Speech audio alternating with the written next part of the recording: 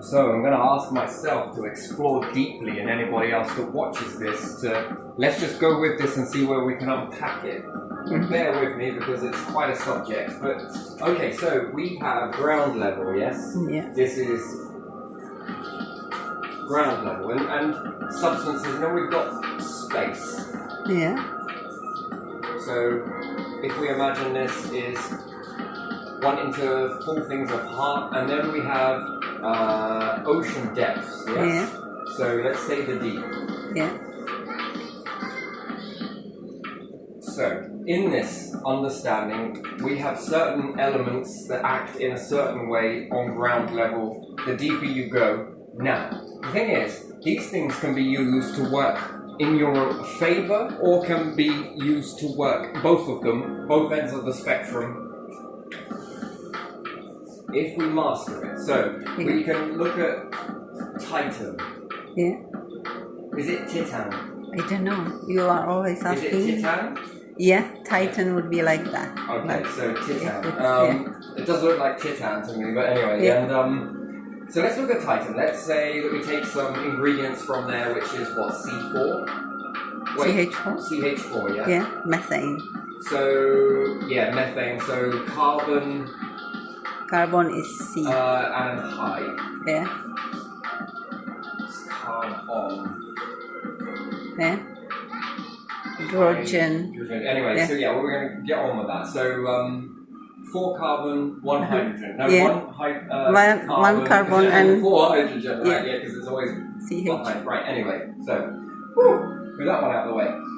So we could say that that's formed to come together to create a liquid, but the gas has already separated that, Yeah. let's say. So again, this is a very good thing to have. Yeah. Okay, mix this in with a little bit of Mars. Uh-huh. You're on your roll, yeah? Now, how do we get to these places? Yes, that's Yeah. another question. Yeah. Think syringe and suck in the gases from another planet that's Yeah. big enough to do so. Uh-huh. Well, if you can get closer to it without getting sucked up by it, Yeah. you'd want to breathe in a load of that gas Uh-huh. and keep filling your rocket. Yeah. After all, we got to think about things in a way that doesn't lose anything from Earth. Yeah. We want to gain more on Earth. Mm-hmm. So, with this in mind, Yeah. if we take a rocket that we only need 1 time's worth of fuel to get it out into space and on a destination, Yeah. and some of the Voyager probes Pioneer actually would learn this gravitational pull Yeah. effect, yes? So that they can just miss the planet and use its orbit, if you Yeah. like. Use it orbit. Jupiter's Frisbee effect. Yeah. So Jupiter can grab some things and throw it off in a different direction. Yeah. Humans can utilize this process too, as it proved it in the Voyager probe being sent off and it planet hopped this way. Think a bit more like skimming stones. Uh-huh. After all, if the planet is round, blah, blah, blah, blah, you could probably skim one out into space with enough philosophy, yeah? Uh-huh. So, if we made a rocket that was a pressure rocket after all, Yeah. once it emptied out and it got to its destination, rather than jetting everything off, Uh-huh. you want it to keep going. Mm-hmm. And let's say it rendezvous with Jupiter, Yeah. and we can get it to take the Tether incident, let's say, and then the umbilical cord starts sucking the gases into the rocket again, Mm-hmm. and it starts filling up the rocket. Yeah. Now, where can it go? Well, you don't have to worry about all of that. The planets need to align in order for us to skim it. You now use your brain and a rocket, and off of 1 time's worth of fuel from the Earth to lift it up, empty it out, get it, or build it in low Earth orbit, and then send it from there fully charged, loaded.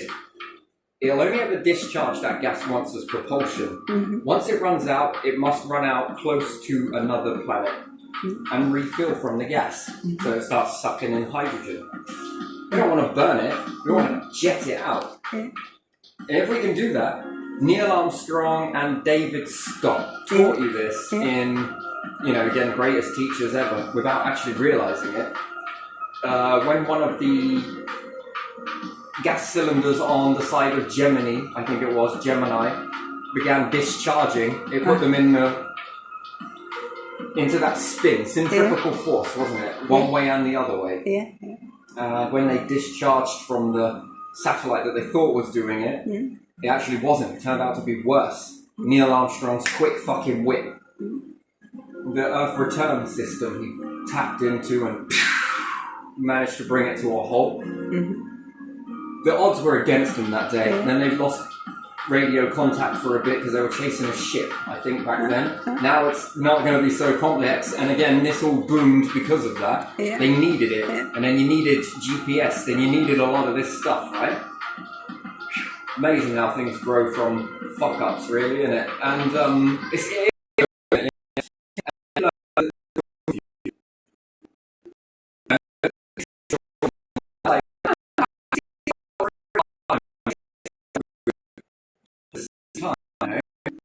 wow, give me an idea. We could use that process like a rocket. Yeah. And then it can go to Jupiter, refill with hydrogen, spit that out. Where can it go next? As long as it never ever runs out fully of fuel and it stays on its trajectory, it can hit most planets with the exception to Venus. Yeah. If it's got sulfuric acid in some of the clouds, probably don't want to be sucking this gas up because it will corrode, right? And then, oh shit, there it goes. And then you have to build another one now, right? But again, I'm sure this can be sorted by filtering it out, go a little bit deeper with the umbilical cord and whatnot. Now, what does this do for humans? Well, it does a lot. Now imagine 2 rockets, okay? So we've already imagined that we've sent this rocket and it's got this much payload to collect. Yeah. So it goes to Titan and it then sucks this bit up after being loaded up with Saturn's atmosphere, ready to send it back home. That's small. Yeah. Let's now, before we go, let's make it bigger. Let's remove that, and now we're going to fill it up with this. This one's going to suck the gases from, let's say, Titan. We want some of that methane. We want it. And you fill it up in here. And this one is filled up with the propulsion. This one brings it back to Earth. Now, if it only uses half of its gas, it's got enough to go back to Jupiter and refill again, and then come back with even more gas. Let's hope in this instant, right? Because it would have discharged this gas into something in low Earth orbit. So this one then removes all of its gases. Off it goes to Jupiter, and what? It can then refill twice the amount. Using the collecting pod and the propulsion pod. Now it can go twice as far. And what's more, if you only burn this much of the gas to get twice as far, send down a probe that works, digs into an asteroid or whatever it is, ooh, there's loads of metal here, and then sends it back up to here, back off to Earth. Then you've used this much, you still have all of this left, drop that payload down into something in low Earth orbit, give it to NASA's International Space Station, and then they bring it down when they come. And then this returns back to where it needs to go. I mean, with this stop-start, it's going to be a pain in the ass, right? But is it possible to get something done like that, moving things? Because if it is, you only ever need to lose gases from Earth one time. Well, perhaps small rockets go into low Earth orbit, but I think you need a lot less. And then dropping all of this, the stuff that's coming back is going to be so much more greater than the stuff you're losing. Now, let's say you're collecting carbon. Yeah, we'll say carbon, from Mars.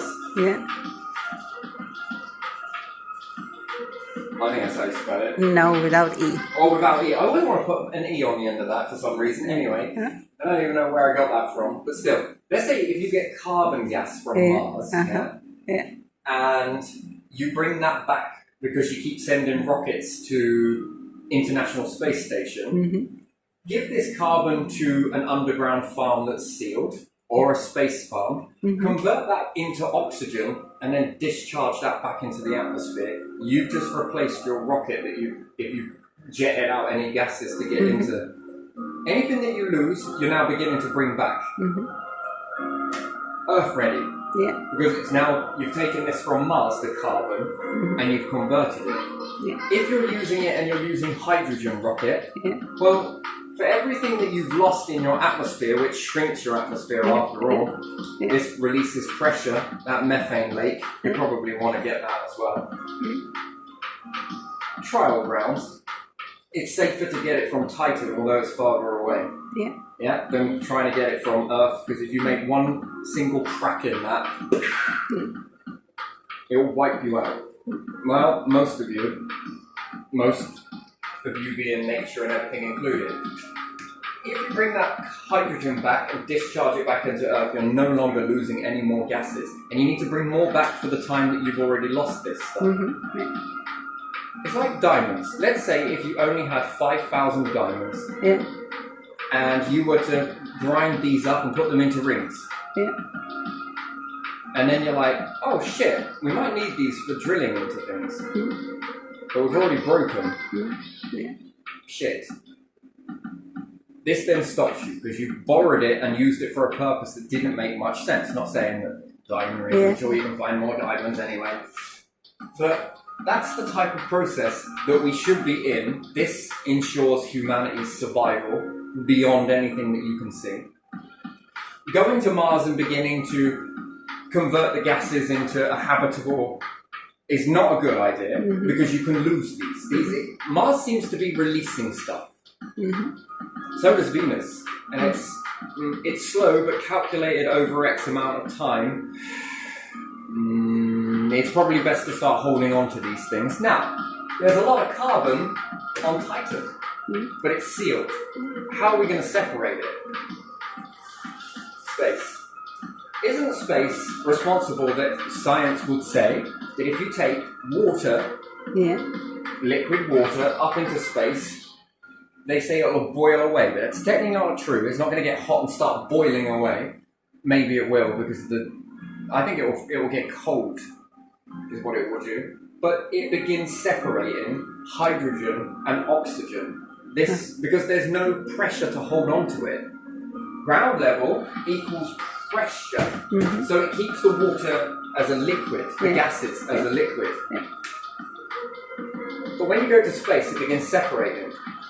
Now, if you were to get the carbon, or let's say you would have methane from Titan, for example, or from the lake underneath, but it's risky, and you were to take it to space, but put it in something that allowed space to touch it, but not allow space to lose it. So think reverse balloon, in a way, or think of a balloon. If I was to take that up in a balloon, this water, is it going to separate into a gas into a balloon?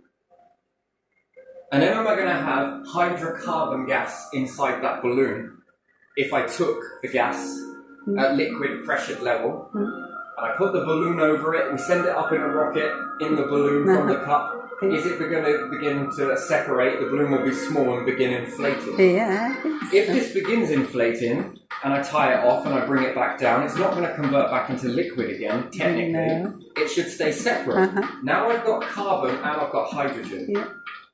Now, what can I do with that hydrogen and carbon? Well, the hydrogen, if I've got a sensor inside this balloon, then when I bring the balloon down, I then put it onto a machine that nips the balloon over it. Okay, the gas is still in there.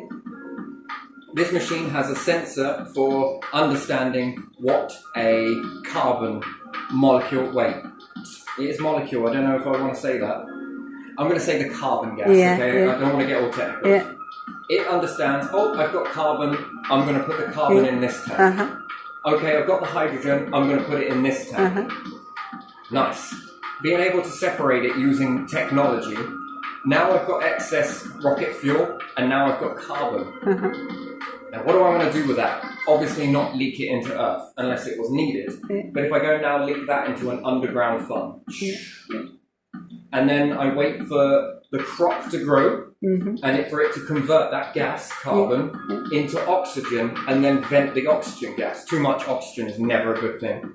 So there'll be a point where you'll have to understand that there is balance between all of these gases, and disabling one, more so oxygen, is deadly.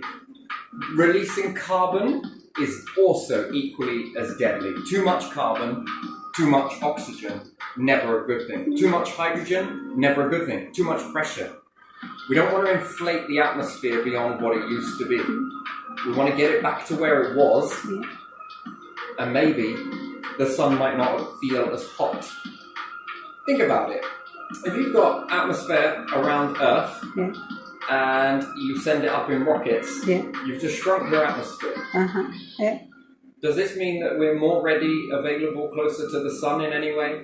Are we less protected, more protected? Yeah, Do you feel less that? protected. What happens when you get too much pressure on your planet and then not enough pressure?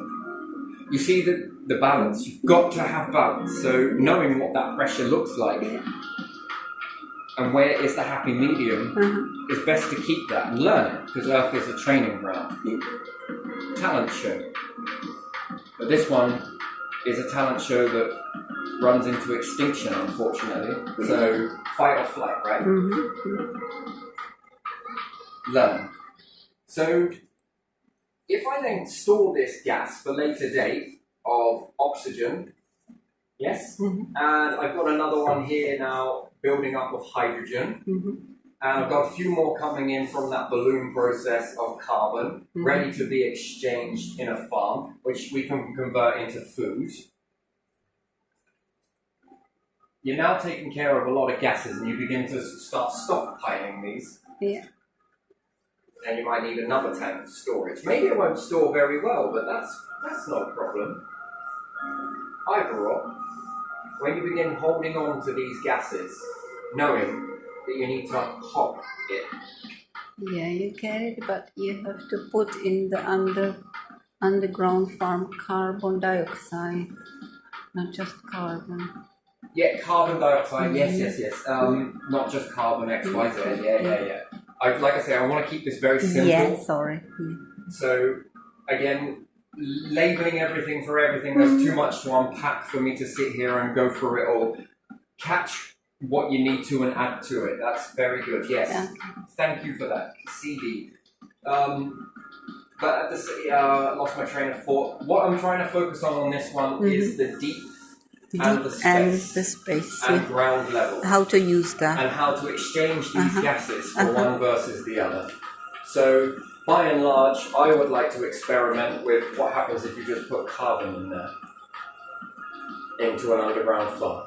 I want to know how nature responds to that. Do we have any data? No, we don't. I also would like to collect some surface of the moon and bring that back, and I want to put that into the underground farm, and I want to grow nature in it and see what happens. I want some from Mars.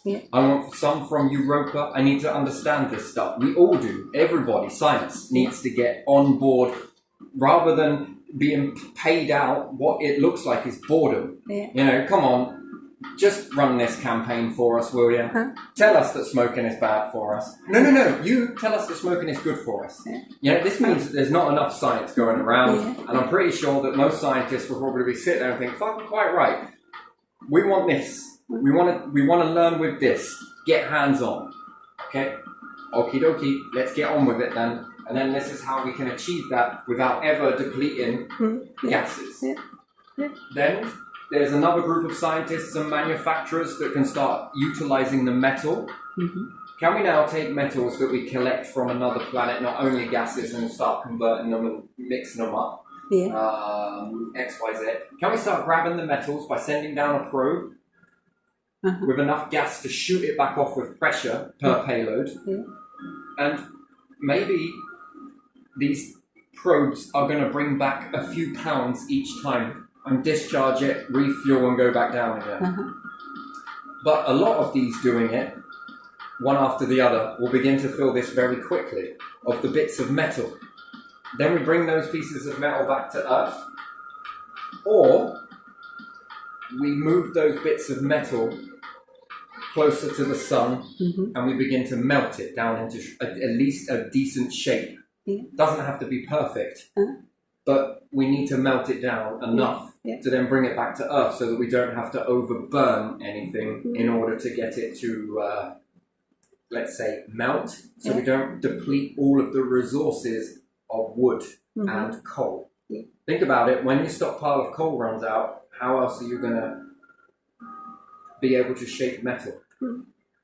Yeah. Well, nuclear. That is one way, I suppose. But does it transfer any radiation onto this stuff? That's the next question. And if it does, the sun might too. That is also possible. It's unlikely, but, X, Y, Z, these questions need to be asked. And then it becomes utilizing this sort of stuff. And in the process, can we block out a few of the sun's influence on Earth? Not enough to cause an ice age, but enough to at least dampen the effects of this growing heat. Yeah. Where we're seeing cars melt and stuff like that. Probably don't want that. No, we don't. Can we utilize this in such a way that it begins to work in such a way that it's working smart, not hard? So now we've got the exchange of gases. Now, what about if we want to bind some gases together? So, if we take a balloon that can be shaped by the ocean, it mustn't pop. You know when you drop certain things down to a depth, it crushes. Yeah? What about if I took hydrogen and oxygen in a metal balloon that doesn't burst, but I want it to crush? Only because I'm curious. We're going to need a shit ton of wire to do so, and we're not going to let go of it. We're going to send it down and keep going. Mariana Trench deep. That's how deep we want to be going. And we'll keep going. And when it crushes that, we're going to pull it back up. Now what should be inside that should be water, not gas. So we're going to put gas in there, but we want to keep it as water. Can we use the depth of the ocean, that natural crushing force? Not good for humans, right? Not good for submarines. But can we hold some gases in there and begin to crush it together using the depth of the ocean by allowing it to squeeze something together like a vice? And we'll be able to open it at the other end and water should pour out. Because if so, if you're taking this gas, oxygen and hydrogen, then there should be no impurities in that. No lime scale, no chemical, nothing. Pure water. And then I would like to know what happens when I put this on inside the underground farm. Does it grow? Science, come on, where are you? Where is this? We need to start finding this stuff out. And then how beneficial is that? What else can we crush together using this force? Is it even possible? And if it is, can we make hydrogen into helium? Okay, there isn't the heat, but in the crushing there must be something. That crush process, in that instant crushing, maybe not. Can we run a different way? Another way is lightning. Electrolysis. No, it is. Yeah, electrolysis, yes? Where you begin to separate hydrogen and oxygen, yes? Yeah. What happens if I do electrolysis in space? Is there a difference from ground level to space? Now, what happens if I do it underneath the ocean? Are we separated, or are we beginning to use that pressure begins to do something else to these gases? There must be a difference, right? Sure as hell there must be a difference. What happens if I create friction on Titan? And loads of lightning strikes. What happens if I put a really large asteroid really close to Titan, and then we push it and it starts orbiting at a really close proximity, that it's discharging lightning like 3 million amps into Titan? Can we convert those gases using the lightning strikes naturally and the pressure that it's got? What happens to those gases? Does it make a hydrocarbon? No. Does it add things together? Will it melt the water that's there? What mixing process starts to begin? If there's water that's hard as rock here on Earth, if you find ice there, it's going to be like banging into rocks here. Interesting, isn't it? Isn't it weird how water changes and it becomes so hard in a cold environment because, after all, this is freezing cold. Yeah. Water, interesting. But what happens when you start hitting it with lightning? From this friction, is it going to generate some sort of catastrophe that does generate its own magnetic field? I mean, that is going to be strange. These are questions I got. What happens if we start pumping hydrogen into different areas and a little bit of this and a little bit of that and a little bit of this? And I'd like to understand it if we crush it through the sun, utilizing the heat and the pressure of the sun. The more closer into the center of the star that you can get in and out unscathed, what does it do to the gases inside there? Does it then, would that create water? Or water, was it created in the star? Did it come from a comet? Did it come from him? But what caused that? Where did that come from? How come it didn't leak away in space? After all, we see comets after a while, they no longer have a tail. Well, if they no longer have a tail, where that moisture is gone. How did you get that moisture in the first place? Where did you get the pressure from that? Did it come from a star exploding? These are the questions, the healthy questions to be asked. Or is it the right pressure at the right this? Is it about heat? Is it about, can we utilize the ocean? This is a big question I have. What happens to gases that crush? I've never heard anybody ask that question before. When you see something getting crushed the way that it does, and man, it's like, yeah, it's brutal, but at the same time, what's going on with the gases in there? Did you just create a load of fresh water?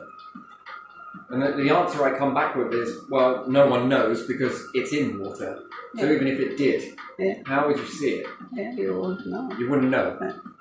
So what has it done to the gas inside there if it's crushed, but the gases didn't really leak out?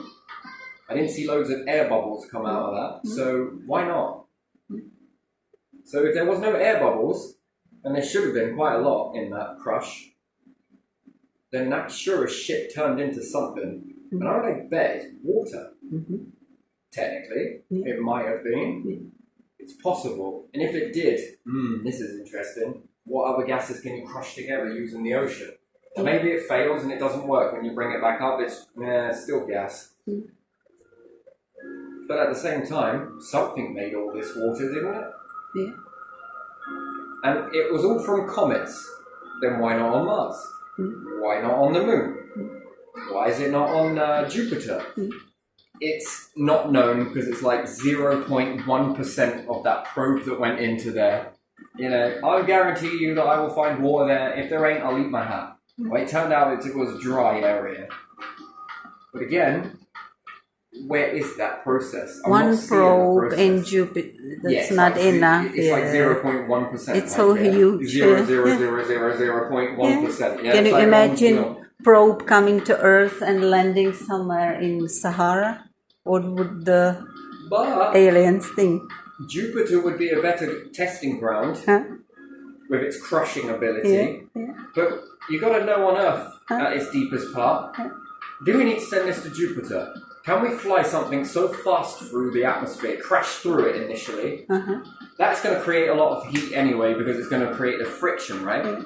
If you want it to crush, but you don't want it to get destroyed in the crushing. After all, like pressing olive pips. That's what we want to do. We want to press the olive pips, but preserve the oil. We want the oil.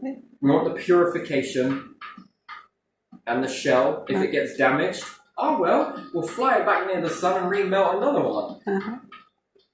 We want to extract what's coming out of that. Purification. Interesting. Now what's changed?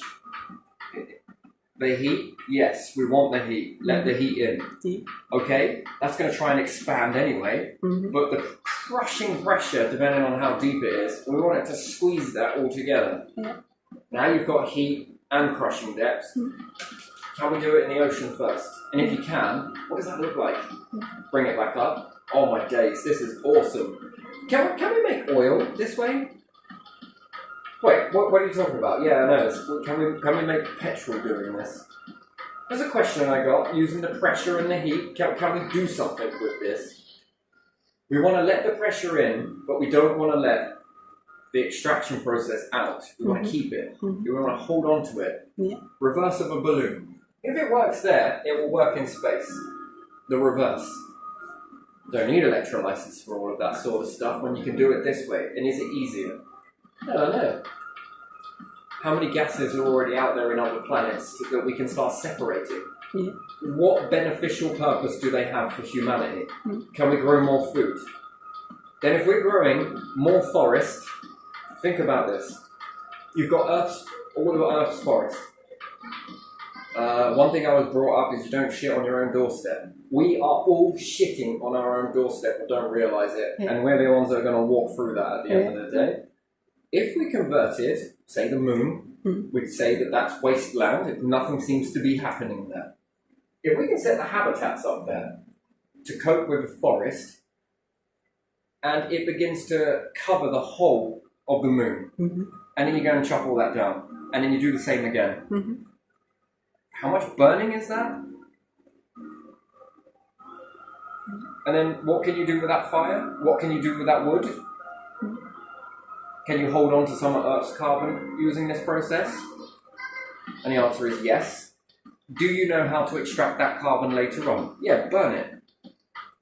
Then you're releasing your carbon dioxide and all your other funny stuff. But if you can't hold on to gases that well, store it in wood. Okay, it's going to rot, but can you slow it down? In this way, out of space, perhaps you can. You've just crystallized your carbon without realizing it. And then, what are we going to burn here? Well, we can burn this. Oh yeah, because we've got all of that on. And where's the oxygen that we've taken from another? Did you get what I mean? Yeah. You're taking it from, let's say, Titan, or let's say Mars. You've taken the carbon from there and you've converted this into oxygen. You now have excess amount of oxygen and a payload to burn in that oxygen. Convert that into carbon dioxide to go back into a payload again. Do you know how to keep warm during an ice age? This would be it. No, this is where I would go in an ice age. This is what I would do. I would be like, right, okay, here's what we need to do. Let's get on with it. And it seems difficult. No, it isn't actually. It's very easy. Space is, after all, very empty, isn't it? It's designed for filling. And the more you have, the more of this you have going on, it's called a greenhouse.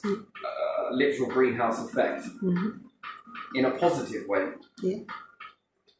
You need to start making greenhouses.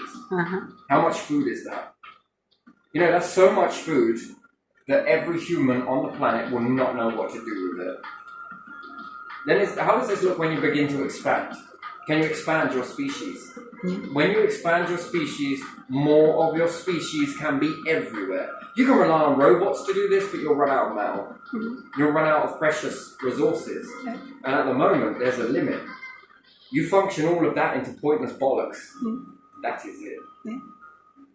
You'll then have to break it all down and go again, and then go again, and go again. Once you reach your threshold, and then when your numbers increase, what have you got? You've got a limit now. You've got a limit on products. So you need many humans in many different interests in different areas. Plus with the technology, it needs to come back. That is, it's always got to have a homing beacon. Not for you to find it, but in any event, tragic or otherwise, that equipment needs to come back. So it must always have a reserve in it that it knows, I need to take this much reserve. If anything happens, the whole thing is going to come back. You need it. It's no good sending up loads of probes here, there, and everywhere and just, well, fuck it. What are you going to do with that? You need it. That is limited. It's been loaned to you in a way. And all of what you have on the earth is all that you have. And there's a limit to that. All of what you find on the moon might combine your limit, adds to your limit, and therefore you are then unlimited to expand as species. The more you expand, the more places you're able to get. Think about that. If you want to act like ants and be one colony, you're limited. You are very much limited to how far you can go. So we take it from ants because it's easier to understand. One colony of ants will never see the world. One national group on the planet will never see the full amount of space. The more you see, the more you learn, the more you know, the more you can get. If AI started predicting all of this stuff everywhere, I mean, well, I probably still look at it as critical, but it's not. It needs feeding information into it to make it intelligent, and it's got a limit. So again, to test this, get AI to test it. Don't tell it nothing and see what it can learn about space. And then when you go there, you can compare the notes. Is AI all that intelligent? Well, no, it got this wrong. Right. Now do you see how important human input is into this stuff? And to rely on it is terrible. Relying on it in your mundane shit was wonderful. But remember, who feeds the machine? Who feeds it? Humans do. You need to put input into it, and you're always going to need programmers to sit there and be like, yeah, it's done, it's going to know everything. No. That's not good. That's putting all your eggs in one basket. Don't do that. Don't be that.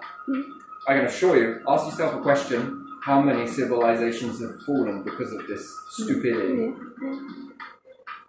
Relying on is something. About exploring and being aware that your mind will always put the input in.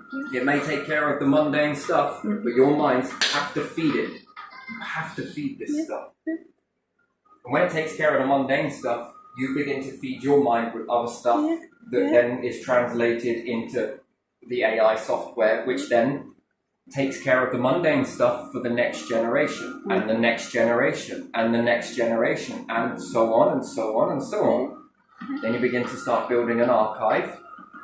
You learn, AI learns. Not AI knows, and you learn from AI. Some things, probably. Other things, I'm not going to hold my breath on that. So, no. Just because it can read a book or play a game of chess really quickly, so what?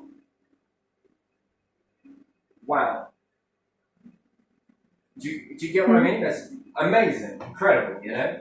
I've been playing against a computer most of my life with this sort of games and stuff, you or know? calculate something faster than humans. I mean, it's doing mundane shit, right? That means that humans can let go of the... You use it for that, so you don't have to do the calculations. It frees up time for you to start conquering the bigger stuff. That's what it does. It gives you statistics when you collect the data yourself and you put it in. You know how the weather is, how space, how planets move and stuff like that. It would be wonderful if AI in a supermarket, to be able to take the mundane shit off of people, would be able to age verify you by looking at you. After all, you've got a camera slap bang in your face with your... Yeah, it's alright, it's pretty clear. You know, that camera there, and then when it comes up to verify your age, it needs a person. You can't age verify me just yet. Do you get what I mean? And then you wouldn't need a member of staff to be bouncing between everywhere. You know, I'm credit to them. They're like, when it all starts going red for the mundane shit, someone's got to be like a blue-assed fucking fly back and forth everywhere and try and keep up that smiley face. Yes, I got that for you. And then everyone's like, oh, for fuck's sake, you know, that must grind them down. But anyway, if it can age verify you, it's staring at your face and your shopping and everything else. Yeah, I know you're old enough. Come on. It could do that, and if it's not sure, it could ask you for the driver's license, and you just put it to the screen as well. Exactly. You know, we're bending this every time we walk back from it, and it's like age verification every time. You know? I like at least in co-op that they do it from somewhere. They don't have to go to each till and check everyone. They just someone look needs to go over and tell the machine, yes. Come on, you must have learned this by now. Gee me, you're the ones who can play fucking chess? There is software has been like that for years. I've seen it on some, I don't know what but I guess if it keeps someone in the job, fair. I mean, you know, I guess that's it. But there you are, I suppose it does. And then they got to run around here, there and everywhere and get burnt out. Don't worry, it's Friday tomorrow. So, with all of this stuff, it then starts really beginning to get us to build in a way that looks after not just ourselves, future generations. It's putting a guarantee in their hands. And it's not for a few people here and there. It should be reachable for everybody. Everyone. After all, this universe and this planet didn't hold back. It's looked after life for a very long time. Yeah, it has. So you want to honour that. Because that is, you know, it made it free for everyone. It's humans that limited other humans. Yeah. Not the universe, humans. Yeah. Not the divine, humans. Not gods, humans. Greedy humans who Humans want limit other all the advantages for themselves, take anything from the other humans. So it's made quite an abundance. And then if you keep building with this word abundance, you bring in more abundance. And it becomes like every day. So every time a boss turns up and collects a load of people and moves them over there, you want rockets coming in. Oh, it's a new payload. What are we going to do? I do not know. We're going to have to start. Let's just send this shit to the moon. We don't know we're doing this shit yet. You're sending back too much. Yeah. We're going to have to slow it down. Rockets and everything, just have a holiday. Yeah, it's just going to keep on orbiting around here in the figure of 8, you know, just pointlessly. And it's bringing more and more shit to the point where you're just like, woo! Could you imagine that?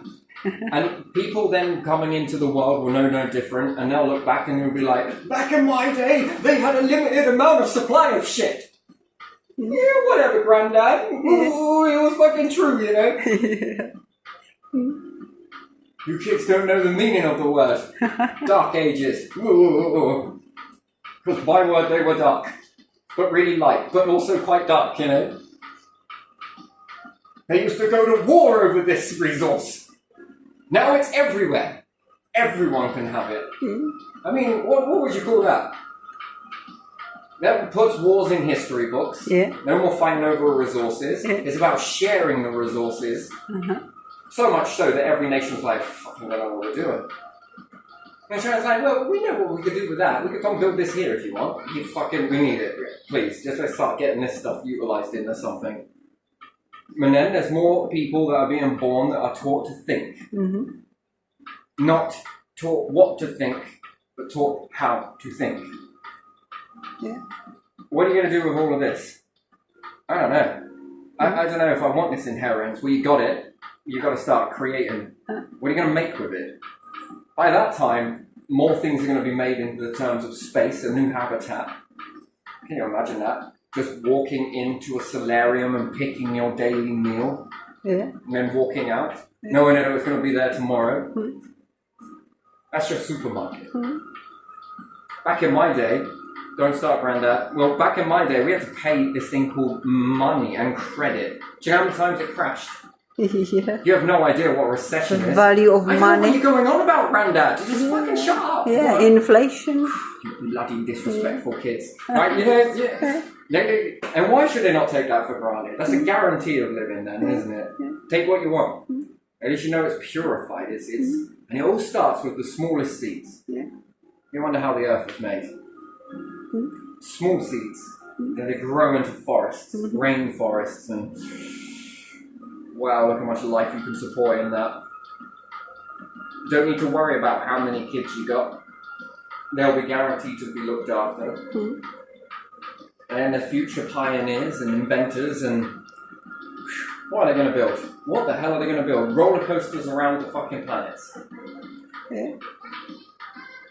Back in my day, we used to see, yes, I know, Grandad, you told us 1,000 times, you used to see the 7 wonders of the world. Technically, it was 8. The 8 wonders. Yeah, well, we see like the 1,000 wonders of the universe. I know, I nearly shit myself when I went on that ride. You know what I mean? People back in the time were turning on light bulbs and everyone was just like, fuck, that's amazing. That is just, can I have one of these? I'm sure you can. Yeah, do you know what I mean? It took a long time. That must have been so frustrating, that rolling out, you know? They had gas Here's a light. Oh. And then off again. You mean to tell me that I press this? And I don't need any gas. Don't touch that, Frank. Just, you know, you shouldn't have touched that. Yeah, now you tell me. Just give me a wonderful idea for Frankenstein. It's all when it starts coming from somewhere, you know, so, and then it starts riding out. But I think it should be in the time where everything starts to move fast. Time is of the essence. You know, that sort of hum to everything and everyone.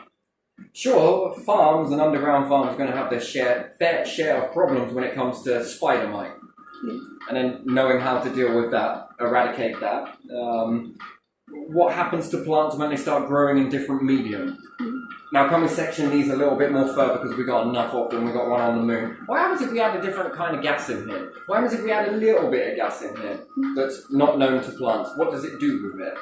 Well, it looks a little bit sorry for itself, but these next ones, they seem to be taking it. Yeah, different kinds of plants, yeah.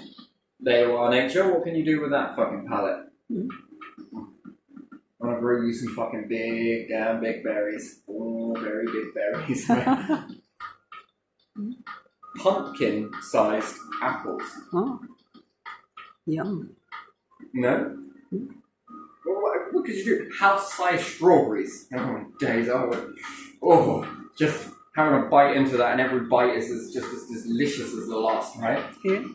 House-sized. If we play Game of Hunger Games, there's no fucking need anymore, is there? Yeah. What can you do with all of this cooking, this new food coming out, and bigger stuff, and more flavour, and different flavours? It'd be like living in fucking Belle and Polly's little kingdom, wouldn't it? Yeah. Seeing a fucking grail of oh my days. More than a jelly flood, it'll be a fruit one, a natural one, you know? And just by utilising just sort of like the depths of your ocean and playing around with gases, what do you got? Playing around with Jupiter and the pressure there? Yeah. Does it go beyond what we understand? That's a question. If we can start making it using the sun, going through the sun, using its crushing pressure, and also its heat, and it survives at the other end, what did we crush in this berry then? It would be the man-made berries, wouldn't it? Human-made berries. The berry that goes into the star gets crushed. What's inside it? Oh, yes. Eureka. We can now make carbon and we now can make oxygen. What, just by throwing it into the star? Let's start sucking all the gases out of Saturn. And let's start converting all of this hydrogen into stuff that we actually need. Why? Well, because we're prone to being, one, selfish bastards, and two, we're also warmongering as well. So, you know, shit, Yeah. Off that goes. Do you know what I mean? And then things start to become... But all nations are going to have to work together towards that. Do you know? And an equal amount of resources, not money. Equal amount of resources for every person, and just keep filling to the painter's palette. You know, it first starts off with colours. Yeah. And, you know, in the beginning, they were just very primitive colours, right? And then someone mixes it here. Yeah. Oh, now I've got this colour. I've got shades of this one. Yeah. You haven't. I already know how to make that. Bitch. Right? Yeah. Secret safe. Yeah. Only I know how to make this colour. Right? So, yeah, it's weird, right? And then you start to expand all of your palette. What more can you draw? What more can you paint? Yeah. Now that you couldn't before, and then another colour is added, then another colour is added, and another colour is added. Yeah. Think about this as resources. This is where the learning process comes from. This is where we begin to stitch it all together. It's wonderful, by the way. Then you've got resource. You've got a whole stockpile per each family to create with whatever the hell they like. Take care of the basics with AI. You need all of this. AI sort of comes in. I need some of this, need some of this, need some of this. Wait, where are you taking all that shit? Well, you want to have kids, don't you? Said the AI. Right, yes I do. Then I need this. I need to build you with a habitat and X and Y. Oh, okay, just you whack away then. It's alright, because I just got to payload even more of what you just took 4 times the amount. So it's everybody. Off you go, then fuck off, and you know, everyone it builds, it should build an extra one for somebody else. That's how you get ahead of the curve. No housing crisis ever again. You know. And each time another rocket load comes back of different stuff that you've mixed around and compressed and played with and heated up and separated and gone all this way, is adding more and more to your arsenal. What am I going to make today? I think I'm going to play around with some of this today. And then you've got the heat to do so. Yeah. You've got the fuel to burn if you need to melt, create, forge. Pollution, never an issue ever again. Hunger, never an issue again. Housing, gone. well, this all is going to need to be organised somehow. How is this going to be organised then? Well, fairly. No one's going to be sort of moseying in on someone else, and everyone can sort of be like, that's wonderful. The Gerald family made this, and the Petersons did this over here, and the Terry sons over there. I like you. Now I'm just getting right to self-reflection and stuff, but I do like you. Come on. Anyway, it's made all of this over here, and everyone can learn to clap one another. I mean, what type of a happy environment is that? You have no idea the world you're being born into, son, daughter, whoever. You have no idea the possibilities.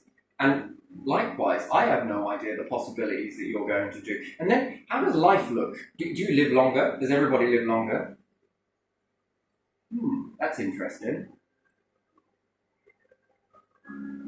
500 years not enough for a human vessel? Try 1,000. How far to eternal life can you reach? Where's the envelope on humans?